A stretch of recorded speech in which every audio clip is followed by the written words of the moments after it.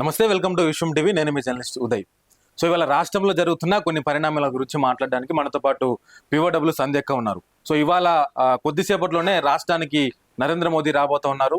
So ఆ పర్యటన అట్లా ఉంటే నిన్న మొన్న 2 రోజుల నుంచి కూడా రాష్ట్రం మొత్తం కూడా బండి సంజయ్ గురించే మాట్లాడుకుంటా ఉన్నారు.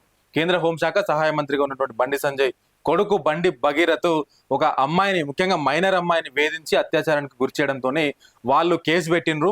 సో దాంతో అది హనీ ట్రాప్ అని కొంతమంది, లేదా ఇబ్బంది పెడుతున్నాడు అని చెప్పేసి కొంతమంది, ఇట్లా రకరకాల వాదనలు దీని మీద వినిపిస్తూ ఉన్నాయి. సో ఇప్పటివరకు ఆయన అరెస్ట్ చేయకపోగా కూడా ఇంకా దాన్ని కేసు నీరుగార్చే ప్రయత్నం చేస్తూ ఉన్నారని చెప్పేసి చాలా వరకు మహిళా సంఘాలు కావచ్చు, కొద్దిసేపటి క్రితమే బీఆర్ఎస్ విద్యార్థి సంఘాలు కావచ్చు, ఇట్లా అందరూ కూడా ప్రొటెస్ట్ చేస్తూ ఉన్నటువంటి పరిస్థితి. సో మాట్లాడదాం అసలు చట్టం ఏం చెప్తా ఉన్నది, దీని మీద మైనర్ బాలిక మీద హనీ ట్రాప్ అనేటువంటి కేసు పెట్టొచ్చా, ఏం మాట్లాడుతాం, ఈ చట్టాలు ఏం చెప్తాం అనేది కూడా మనం స్వయంగా అక్కతో మాట్లాడి మిగతా విషయాలు తెలుసుకునే ప్రయత్నం చేద్దాం. అక్క నమస్తే. నమస్తే. సో చూస్తానే ఉన్నాము గత 2 రోజుల నుంచి కూడా మనము బండి సంజయ్ కొడుకు భగీరథ్ విషయం అంతా. గత 2 సార్లు కూడా మనోడు ఇట్లానే కొన్ని సందర్భాల్లో దొరికిండు, తప్పించుకున్నాడు. సో ఈసారి అయితే ఒక మైనర్ బాలికతోని అత్యాచారం చేసి దొరికిండు. ఎట్లా చూసుండ్రు అక్క ఫస్ట్ ఆఫ్ ఆల్ ఈ కేసు? ఫస్ట్ ఏంటంటే మైనర్ బాలిక లేదా ఆమె కుటుంబం అమ్మాయి మీద అత్యాచారం జరిగింది. అమ్మాయి వయసు 17 ఏళ్ళు, 18 నిండల 17 ఇంకా నడుస్తున్నాయి ఇప్పుడు. కానీ నేరం జరిగినప్పుడు 16+ అట్లా 17 రన్నింగ్ అట్లున్నాయి.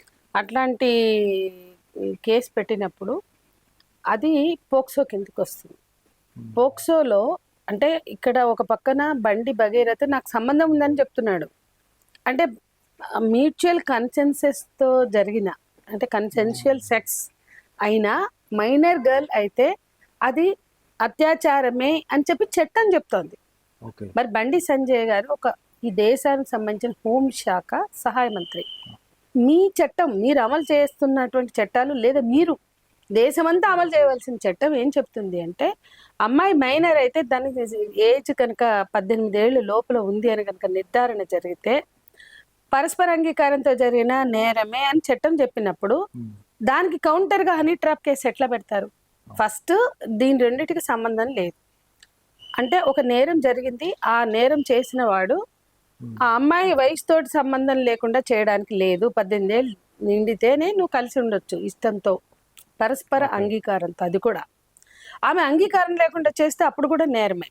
ఇక్కడ చాలా విషయాలు ఆ కుటుంబం చెప్తుంది. అంటే ఎట్లా అసలు ట్రాప్ గురైంది వాళ్ళు. ఆ అమ్మాయిని రకరకాలుగా మభ్యపెట్టి, ప్రలోభ పెట్టి పెళ్లి చేసుకుంటానని చెప్పి కూడా అతను సంబంధంలో ఉన్నాడు అనేది వాళ్ళు ఆరోపిస్తున్నారు.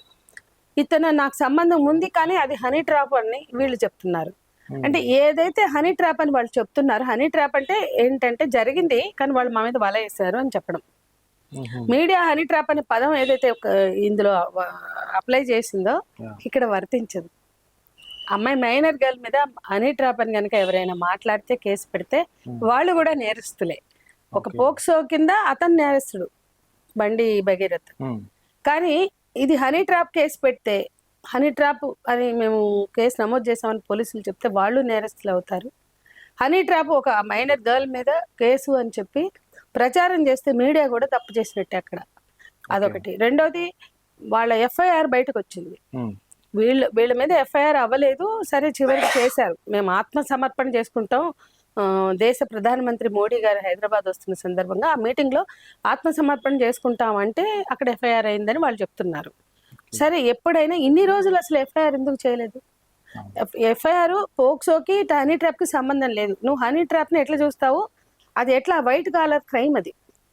ఇవాళ ఇట్లాంటి క్రైమ్స్ ఎన్నో జరిగితే నిజంగా చాలా ఉద్యోగాల పేరుతో రకరకాలుగా మోసపోతే వాళ్ళు పోతే ఇదంతా పోలీస్ కేసు కాదండి, ఇదంతా వైట్ కాలర్ క్రైమ్, అక్కడ పెట్టుకోండి అంటున్నారు.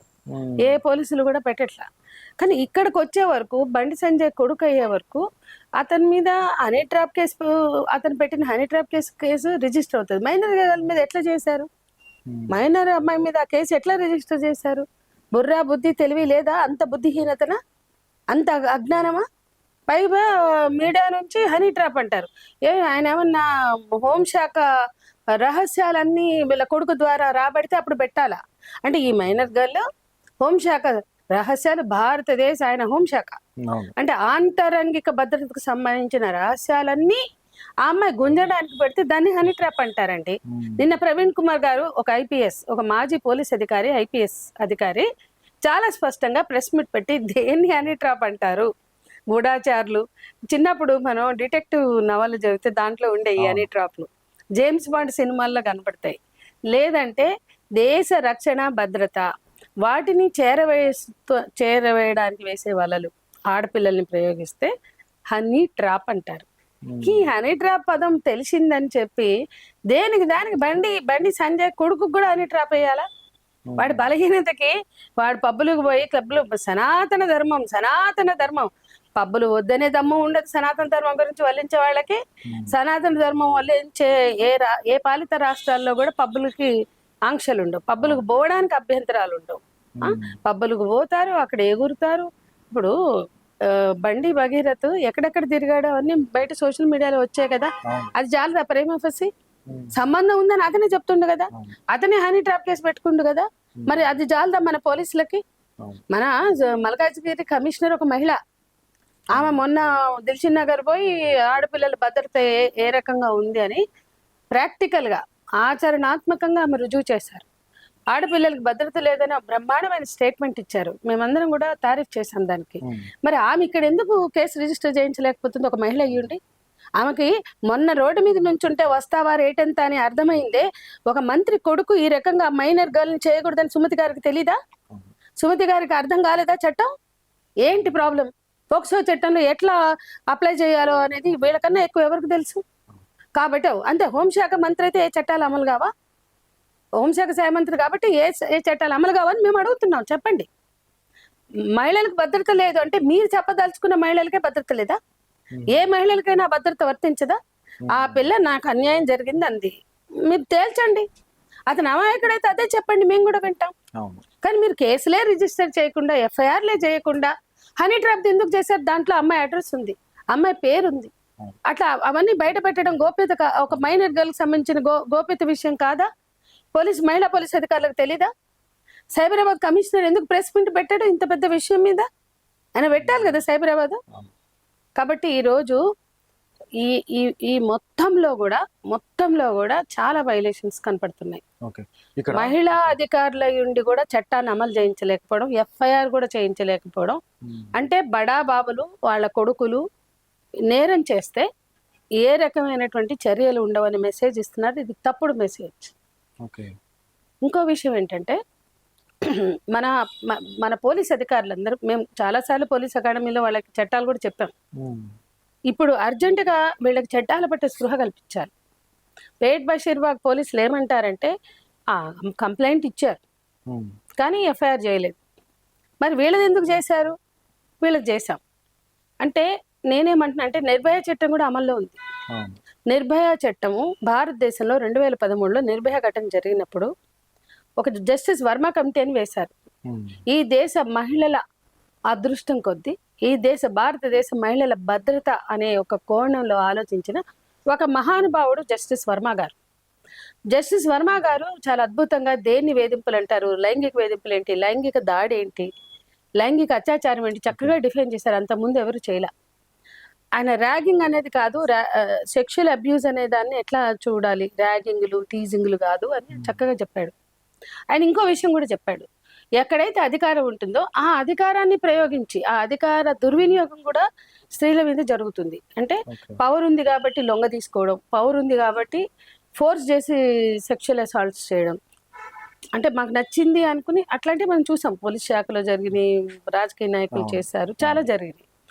కాబట్టి ఎక్కడైతే పవర్ మిస్యూజ్ చేస్తూ స్త్రీల మీద దాడి జరుగుతుందో, అత్యాచారాలు, అబ్యూజ్, దాన్ని మరింత తీవ్రమైన నేరంగా చూడాలి. అంటే మామూలు వాళ్ళకి 10 ఏళ్ళు అయితే వీళ్ళకి 15 ఏళ్ళు వేయాలి. అంటే మరింత స్ట్రింజెంట్ గా ఆయన డిఫైన్ చేశాడు. ఎట్లాగో తెలుసా, ప్రభుత్వ ఉద్యోగులు మామూలు వాళ్ళకన్నా ప్రభుత్వ ఉద్యోగి నేరం చేస్తే దానికి ఎంత కఠినంగా శిక్ష ఉండాలి, అది పోలీసులు చేస్తే ఎంత కఠినంగా ఉండాలి, అది పారామిలిటరీ దళాలు చేస్తే ఎంత కఠినంగా ఉండాలి, రాజకీయ నాయకులు చేస్తే ఎంత కఠినంగా ఉండాలి కూడా వర్మ కమిటీ సిఫార్సుల్లో రాశారు.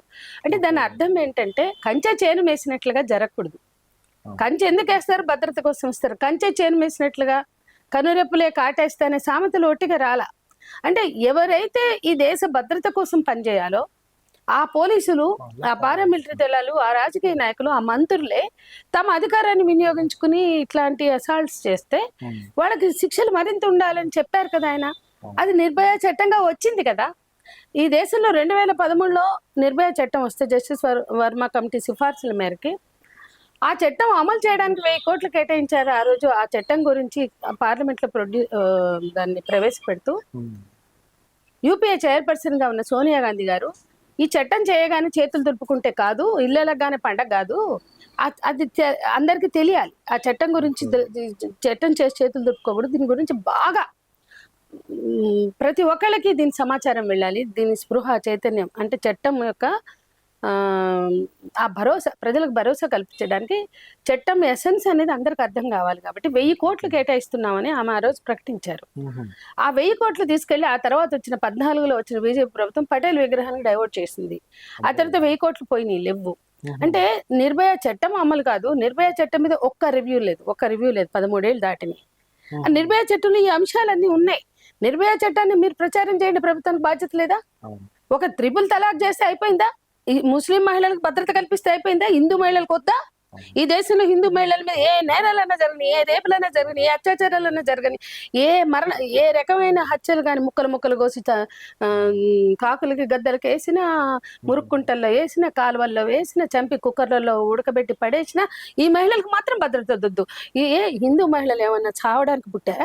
నేను అడుగుతున్నా, మరి ఎందుకు ముస్లిం మహిళలకు అన్యాయం జరుగుతుంది అని ట్రిపుల్ తలాక్ తెచ్చిన ఈ బీజేపీ ఆ ఒక్కటి తప్ప ఏది చేయాలి.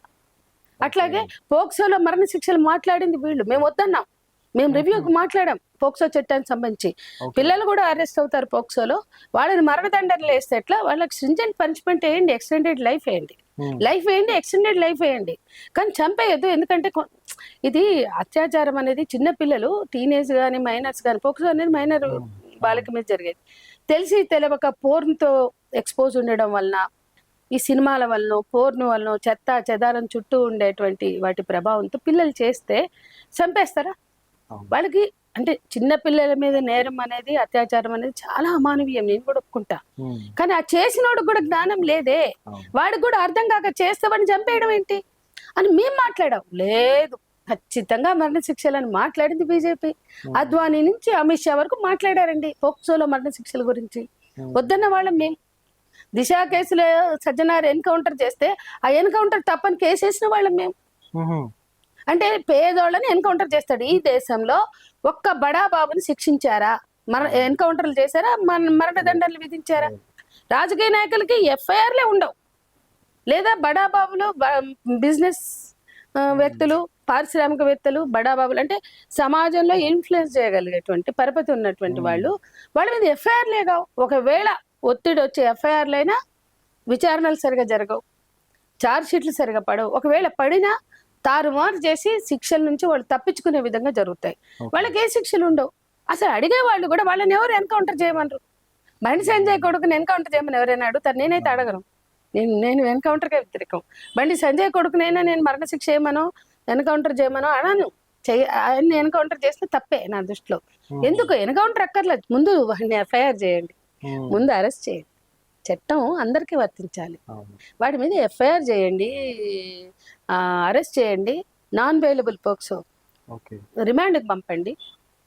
రిమాండ్కి పంపాక అతను బెయిల్ తెచ్చుకుంటే అది వేరు విషయం. కానీ రిమాండ్కి పంపే వరకు అది ఎవరు ఆపడానికి వీల్లేదు. అందుకని మేము అడుగుతుంది మరణ శిక్షలు అడగట్లా, ఎన్కౌంటర్లు అడగట్లా. బండి సంజయ్ కొడుకైనా అరెస్ట్ చేసి పంపించండి, నిష్పక్షపాతంగా విచారణ చేయండి.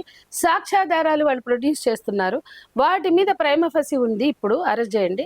ఆ తర్వాత విచారణలో వచ్చిన దాన్ని బట్టి ఏ రకమైన ఇన్ఫ్లుయెన్స్ గురి కాకుండా ఛార్జీ షీట్ తయారు చేయండి అని అడుగుతున్నాం. ఇంతవరకు అడుగుతున్నాం.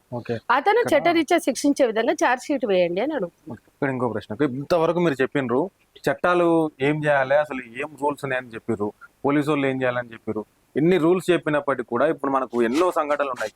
ఇప్పుడు భగీరథ వారికి వస్తే కూడా ఇంతవరకు మీరు అన్నట్టు కేసు కాకపోయా, దాని మీద ఎఫ్ఐఆర్ చేయకపోయా, కనీసం బయటకు వచ్చి వాళ్ళ తండ్రి సరే జరిగిందే జరుగుతుంది, విచారణ చేస్తున్నాం, మేము తప్పు ఎవరిదైనా శిక్షిస్తాం అనేటువంటి భరోసా కూడా ఇవ్వకపోయా. ఇట్లాంటి సంఘటనలు మీరు ఎన్నో చూస్తున్నారు ప్రతిరోజు కూడా. ఇప్పుడు ఈ కేసు నీరు గారడానికి కూడా 100% అవకాశం ఉన్నది. ఒకవేళ వాళ్ళు చనిపోయినా కూడా ఆ బాధితులు ఆశ్చర్యపోనవసరమే లేదు. కానీ ఇట్లాంటి వాటికి పరిష్కారం ఏందాక అసలు? అంటే మహిళలు కూడా ఇప్పుడు చిన్నపిల్లలు ఎందాక ఏదో ఒకటి దాన్ని చూసి ట్రాప్ అవుతున్నారని చెప్పేసి అన్నారు. అసలు మహిళలు ఎట్లాంటి జాగ్రత్తలు తీసుకోవాలి? వాళ్ళు డబ్బు కాశపడి లేదంటే ఏదో దాన్ని ఎర్ర చూపి మగవారి వలలో పడిపోతున్నారు. అట్లా పడకుండా ఉండాలంటే మహిళలు ఎట్లాంటి జాగ్రత్తలు తీసుకోవాలి? ముఖ్యంగా వాళ్ళు వాళ్ళ భద్రత గురించి ఆలోచించాలా. కానీ ఇప్పుడున్న సాంస్కృతిక సమస్యలను కనుక మనం పరిగణలోకి తీసుకుంటే పోర్ను కానీ లేకపోతే ఈ రకరకాల రియాలిటీ షోస్ అంతా కూడా సెక్స్ చుట్టూ, అక్రమ సంబంధాల చుట్టూ, అడ్డమైన సంబంధాల చుట్టూ మాట్లాడుతున్నారు. సో చాలా సెన్సిటివ్గా పిల్లల్ని పెంచాలి, సెన్సిటైజ్ చేయాలి. మీడియాలో ఆ బాధ్యత ఎవరు తీసుకోరు, వాళ్ళ మీద ఎటువంటి చర్యలు లేవు. కనీసం చట్టాలు ఎందుకు వచ్చినాయి? దశాబ్దాల పోరాటాలతో వచ్చిన చట్టాలు తెలిసి తెలియక అజ్ఞానంతోనో, అమాయకత్వంతోనో, మూర్ఖత్వంతోనో, లేకపోతే ఏ దురాశలతోనో చేసినా నేరం అనేది అర్థమైనప్పుడు నేరం చేయకుండా ఉంటారు. నేరానికి ముందు ఎవరు నేరం చేసినా చర్యలు ఉండాలి, బాధితులు ఎవరైనా రక్షణ ఉండాలి. ఇది సింపుల్గా మేము అదే చెప్తున్నాం. అదే బడా బాబులు అయితే అబ్బో ఇక వాళ్ళ గురించి వాళ్ళకి అన్యాయం జరిగిందని మాట్లాడతారు.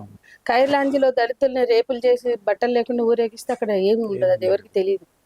వాకపల్లి గిరిజనుల మీద జరిగితే మాలాంటి వాళ్ళని ఫైట్ చేశాం కానీ ఎవరు పోలీసులు చేశారు. అక్కడ వాళ్ళకి పనిష్మెంట్ కూడా వేసింది, మనీ కూడా వాళ్ళకి ఇప్పించారు.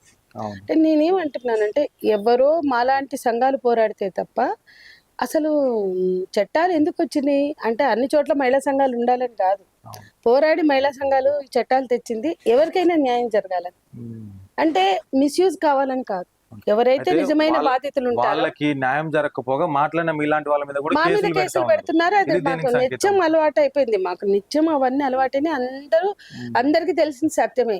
గొంతు తిప్పిన వాళ్ళ మీద కేసులు, నేరాలు ఆరోపించడం, ఉద్యమాలలో పాల్గొన్న వాళ్ళు, బాధితులకు అండగా నిలబడిన వాళ్ళు, లేదా న్యాయ పోరాటాలు చేసే వాళ్ళందరూ ఈ దేశంలో నేరస్తులే. కానీ అసలైన నేరస్తులు వాడు బడా బాబు అయితే, పరపతి ఉన్నవాడైతే ఏ రకమైన చర్యలు ఉండవు. ఆ చర్యలు ఎందుకు ఉండవు అన్నదానికి జవాబారి పోలీసులు, రాష్ట్ర ప్రభుత్వం. వీళ్ళిద్దరికి చేత కాకపోతే కోర్టు. ఇప్పుడు తమిళనాడులో ఏం జరిగింది? లాకప్ డెత్ విషయంలో వాళ్ళు మేనేజ్ చేశారు, పోలీసు వాళ్ళు కమ్ముకున్నారు, మేనేజ్ చేశారు. పేపర్లలో వస్తే సూమోటోగా మధురై కోర్టు తీసుకుంది, తమిళనాడు కోర్టు.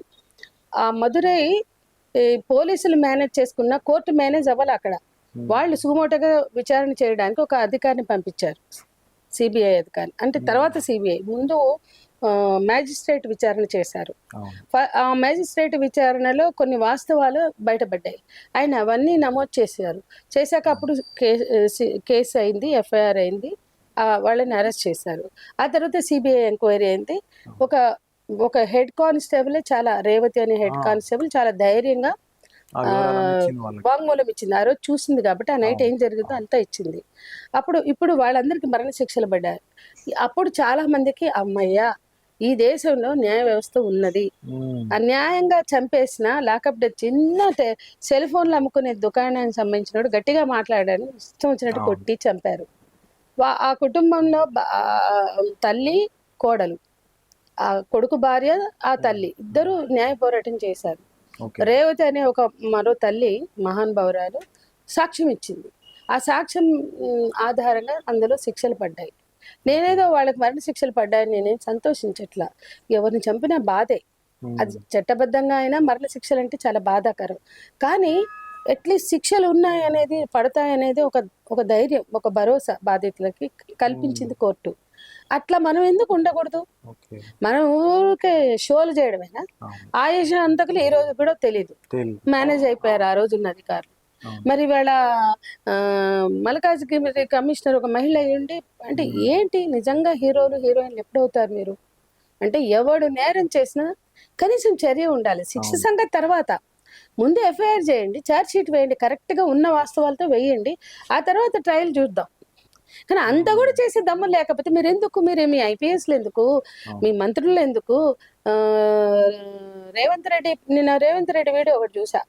ఆయన ఏమంటాడు, మనం మామూలు వాళ్ళని తీసుకొచ్చి 10 మందిని లోపడేస్తే కాదు, బలిసినోడిని వేయాల, పరపతున్నోడిని వేయాల, నేరం చేస్తే పెద్దోళ్ళని వేయాలి. రాజకీయ నాయకుల పిల్లలు లేదా బడా బాబులు వాళ్ళు నేరం చేస్తే ఒక ఇద్దరికి శిక్ష పడతారంటే అందరు భయపడతారట, అట్లా వేయాలి. అది అని మాట్లాడతాడు ఏదో మీటింగ్ లో. అంటే పోలీసులకు మీరే చెప్తున్నారు బడా బాబులు పెద్దోళ్ళు నేర, ఎందుకంటే వాళ్ళు ఆ బలుపుతో చేస్తారు. మమ్మల్ని ఏం చేస్తారు, మేము మంత్రుల కొడుకులం, మమ్మల్ని ఏం చేస్తారు, మేము పోలీస్ ఆఫీసర్ల కొడుకులం, మమ్మల్ని ఏం చేస్తారు అని చెప్పి ఒక బలుపుతో నేరం చేసినప్పుడు అటువంటి వాళ్ళని శిక్షించాలని నిన్న రేవంత్ రెడ్డి మాట్లాడితే ఈ కేసులో ఆయనకి ఏమైంది అజ్ఞానం? నువ్వే మాట్లాడు, ఏదో సర్క్యులేట్ అవుతుంది. సడన్ గా నాకు వస్తే నేను చూసాను ఆ వీడియో. రేవంత్ రెడ్డి గారు చాలా అద్భుతంగా మాట్లాడారు. అది వర్తించదా మీకు? దాన్ని అమలు చేయరా అని నేను అడుగుతున్నా. అంటే మీకు అంతా వల్లించడానికి రాజకీయ నాయకులకి ఇట్లాంటి శుష్క వాగ్దానాలు, ఒట్టి మాటలు అలవాటాయి. మాలాంటి వాళ్ళేమో నిజం మాట్లాడి మాట్లాడి కేసులు తెచ్చుకుని జీవితం అంతా కేసులే. ఏళ్ల తర్వాత మాకు పాస్పోర్ట్లు రావట్లా, కేసులు ఉన్నాయని. మేమందరం బయట ఉన్న శిక్షలే లోపల ఉన్న శిక్షలే అన్నలాగా మేమంతా సఫర్ అవుతున్నాం, అన్ని విధాల సఫర్ అవుతున్నాం, అన్ని విధాల. మా మీద తప్పుడు కేసులు, ఆర్థిక దిగ్బంధనాలు ఏం జరగలేదు, అన్ని జరుగుతున్నాయి. అంటే సాటి మహిళగా ఇవాళ చాలా మంది మహిళల లోకం కూడా ఖండిస్తూ ఉన్నది. బీఆర్ఎస్ పార్టీ మహిళలు కూడా దీని మీద ధర్నా చేస్తున్నారు, ఖచ్చితంగా అరెస్ట్ చేయాలని చెప్పేసి కోరుతా ఉన్నారు. కానీ బీజేపీకి సంబంధించిన మహిళలు మాత్రం ఒక్కరు కూడా మాట్లాడలేదు. ఇది అసుంకర మౌనిక లేకపోతే రకరకాల అక్కలు అమ్మలు ఏడబోయినరు, వాళ్ళొక్కరు కూడా మాట్లాడలేదు. హీరోయిన్ కనీసం చర్యలు తీసుకోవాలి. కళ్యాణి మూసుకపోయినాయా మీ నోట్లు? ఎందుకు మాట్లాడతలేరు? కరాటే కళ్యాణిలో ఊరేగుతారు, ఎప్పుడు స్వైర విహారాలు చేస్తారు, వీరంగాలు వేస్తుంటారు. ఒక్కళ్ళు కూడా నోట్లు మూసుకుని కూర్చున్నారు. ఎందుకు మాట్లాడరు?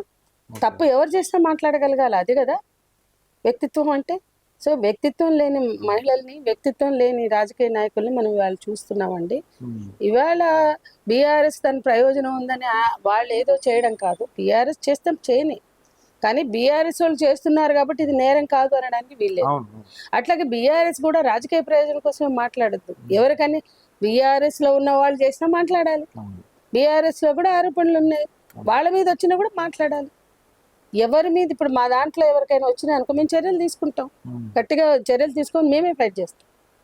కాబట్టి నేరం అనేది జరిగినప్పుడు, ఆరోపణలు వచ్చినప్పుడు ఫెయిర్ ఎంక్వైరీ చాలా ఇంపార్టెంట్. కాబట్టి నిష్పక్షపాతంగా ఉండాల్సిన బాధ్యత చట్టబద్ధంగా ఏర్పడిన వ్యవస్థలకు ఉంది. అది పోలీస్ వ్యవస్థ అయినా, రాజకీయ వ్యవస్థ అయినా, న్యాయ వ్యవస్థ అయినా. ఫైనల్ గా ఉండాలి అని మీరు చెప్తున్నారు, ఉండే సూచనలు అక్కడ ఈ సమంతా కూడా కనిపిస్తలేదు. ఎట్లా చూస్తారు ఫైనల్ గా కేసు మీద? కనిపించట్లేదంటే మనం అంగీకరిస్తున్నాం. ఆహా, పెద్దోళ్ళు నేరం చేస్తే ఏం తీసుకుంటారులే, పెద్దోళ్ళు నేరం చేస్తే ఎఫ్ఐఆర్లు ఎట్లా చేస్తారులే, వాళ్ళని ఎట్లా శిక్షిస్తారు, వాళ్ళు పెద్దోళ్ళు కదా, మంత్రులు కొడుకులు కదా, వాళ్ళు పెద్ద బడాబాబులు కదా అనే ఆలోచన ఏదైతే ఉందో అది మన బుర్రల్లో ఉండడం కూడా తప్పే. అంటే మనం కూడా ఆమోదిస్తున్నాం. అక్కడ జరగట్లేదు అంటే ఎందుకు జరగదని ప్రశ్నించాలి. వాళ్ళు ఎందుకు మెయిన్ మీడియాలో రాలేదు? ఒక్కొక్కళ్ళకి అక్షరం ఆయుధం అంటారు, పేదోళ్ళ గొంతులు అంటారు, అట్టడుగు వర్గాల చేతుల్లో మా కలం ఆయుధం అంటారు, ఏమేమో మాట్లాడతారు. ఒక్కళ్ళకి చేతగా లేదా సిగ్గుపడాలా? చైతన్యవంతమైన గడ్డ తెలంగాణ గడ్డలో పని చేస్తున్న మీడియా ఈ విషయాల్ని వేయలేకపోయిందంటే, ప్రచురించలేకపోయిందంటే, మాట్లాడలేకపోయిందంటే మెయిన్ స్ట్రీమ్ మీడియా వాళ్ళు నిజంగా ప్రజలకి జవాబుదారీ. ప్రజలు ఆలోచించాలా, ఈ మీడియా అంతా దేనికోసం, ఎవరి కోసం, ఎవరి ప్రయోజనాల కోసం ఇవన్నీ నడుస్తున్నాయి. మాలాంటి వాళ్ళు ఏం చేయకపోయినా కూడా నేరాలేసి ట్రోలింగ్లు చేస్తారు. కనీసం వాస్తవాలు మాట్లాడడానికి దమ్ము లేని మీడియా ఉన్నంత వరకు రాజకీయ నాయకుల ఆటలు ఇట్లాగే సాగుతాయి. Okay, thank you so much. So చూస్తున్నాం కదా, ఇది మరి అంటే చట్టాలు అందరికీ ఒకే విధంగా ఉంటాయి, పెద్దోడికి ఒకలాగా పేదోడికి ఒకలాగా ఉండవు. ఖచ్చితంగా వాళ్ళ మీద చర్యలు తీసుకోవాల్సిందని చెప్తూనే పేదవాళ్ళ తరఫున గొంతెత్తి మాట్లాడితే కనీసం వాళ్ళకు న్యాయం చేయకపోగా మాట్లాడిన మాలాంటి ఎంతో మంది మీద కేసులు పెట్టి ఇబ్బంది పెడతా ఉన్నటువంటి ఈ ప్రభుత్వాలు కావచ్చు, పోలీస్ వ్యవస్థ కావచ్చు, ఇట్లాంటి కేసులు వాళ్ళకి కనిపిస్తలేవా? ఎందుకు మీరు మౌనం వహిస్తా ఉన్నారు? వాళ్ళ ప్రధాన స్రవంతి మీడియాలో కూడా ఎందుకు రావట్లేదు వార్త? కనీసం ఎఫ్ఐఆర్ చేయలేనంత దీనస్థితిలో ఉన్నారా మీరందరూ కూడా? ఎవరికి భయపడతా ఉన్నారు? ఎవరిని మ్యానిపులేట్ చేస్తూ ఉన్నారు? సో దీన్ని ఖచ్చితంగా పేదవారు అర్థం చేసుకోవాలి, ప్రజలు అర్థం చేసుకోవాలి. ముఖ్యంగా పెద్దవాడికి ఒక న్యాయం ఉన్నది, పేదవాడికి ఒక న్యాయం ఉన్నది, రాష్ట్రంలో కావచ్చు, రాజ్యంలో కావచ్చు. సో పెద్ద మాటలు చెప్పేటువంటి బీజేపీ నాయకులు కావచ్చు, ముఖ్యంగా బండి సంజయ్ లాంటి వాళ్ళు దీని మీద ఖచ్చితంగా వివరణ ఇవ్వాల్సిందే. సో కన్న కొడుకైనా ఎవరైనా సరే దీని మీద చర్యలు తీసుకునేంత వరకు కూడా వదిలిపెట్టేటువంటి ప్రసక్తి లేదు. న్యాయం ఖచ్చితంగా అందరికీ న్యాయం అందే విధంగా కూడా ఉండాలని చెప్పేసి అక్క చెప్తా ఉన్నటువంటి పరిస్థితి. మరిన్ని విషయాలతో మేము ముందుకు వస్తూనే ఉంటాను. చూస్తూనే ఉండండి విశ్వం టీవీ.